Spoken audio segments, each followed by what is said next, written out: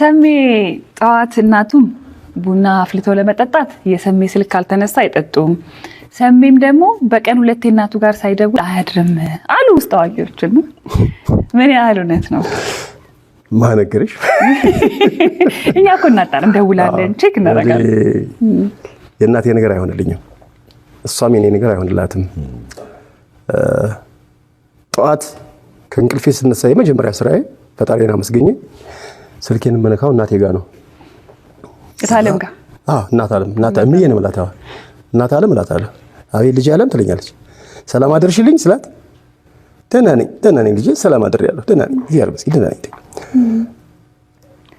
ቁርስ ቀመሽ ምናምን አደረግ ያንተን ድምፅ ሳልሰማ አንተን ሳልሰማ አሁን ቡናይቱን እጠጣለሁኝ፣ ድምፅህን ሰማሁኝ፣ በል ማታ ደውልልኝ ትላለች። ማታም እንደዛው ነው። እና የእናቴና የኔ አታችመንት በጣም ትንሽ ከሌላው ይለያል። ሁሉም እናቱን ይወዳል፣ የኔ ይለያል። አንዴ ደግሞ አውሮፕላኑ ቆሞ ይጠብቅህ እንጂ አትሄዳትም ሳታገኘኝ ብለው ነበረ። የእሱ ታሪክ በመሰላችሁ ማዘር በጣም ታዝናናኛለች። በጣም ሲደብረኝ እናቴ ጋር ነው የምደውለው። እኔ በቃ መጀመሪያ አቋርጬ ማቀን ቢሆን ብለው ድብርት ነገር ከተሰማኝ እሷ ጋር ነው የምደውለው። እና ባህር ዳር ሄጄ ለስራ በበነጋው ጠዋት ላይ አውሮፕላን ሊያመልጠኝ ሆነ። ሆቴል ተይዘልን ሆቴል ነው ያደርነው። አጋጣሚ በግሩፕ ነው ያደርነው። እና ማታ አግኝቻታለሁ ሄጄ ጫውቻት ምናምን የመጣሁት። ጠዋት ግን በቃ ማግኘት አልቻልኩም። እሷን ሄጄ እንቅልፍ ጣለኝ። ፕሌን ደግሞ ሊያመልጠኝ ነው። እና እናት አለም አልኳት። አቤት ልጅ አለም አለች። በቃ ምንም አልቻልኩም፣ መምጣት አልቻልኩኝም። አሁን በጓደኞቼ ጋር ልሄድ ነው ወደ አዲስ አበባ ስላት ቡናይቱን አቅርቤ እየጠበቁ አለች። አይ አውሮፕላን ያመልጠኛል ሰት ጠብቀኝ በለው የታባቱ ደግሞ ጠብቀኝ በለው አለች። ኮቪድ ጊዜ ደግሞ አንዴ ምን አደረገችኝ?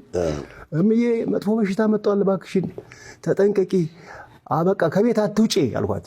እንዴ ልጄ ከቤት ሳይወጣ እንዴት ይኖራል አለችኝ። በቃ አትውጪ፣ ምን ያደርግልሻል? የምትፈልጊውን ነገር በሙሉ ብርቱካን እሷ እየገዛችልሽ ትምጣልኋት እህቴን ስላት፣ እኔ እንዲያው ልጄ እንዲያው አይኔ አይቶ ተራሴ ካልሸመትኩት ምንም አይጥመኝም። ምን ሰምተህ ነው አለች። አይ አዲስ ጉንፋን መጥቷል፣ በቃ የሚገል ነው ኮቪድ የሚባል አልኳት። ወዲድ አለችኝ። አዎ ምንድን ነው የሚያደርግ አለችኝ። በቃ ገዳይ ነው አልኳት። እና ምንድን ነው መድኃኒቱ አለችኝ። ቤት መሰብሰብ፣ አፍን መሸፈን፣ እጅን መታጠብ ምናምን አልኳት።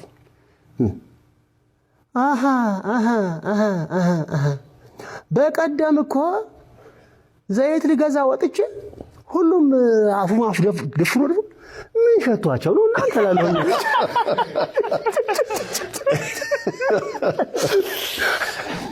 በጣም ተዝናናኝ ማየ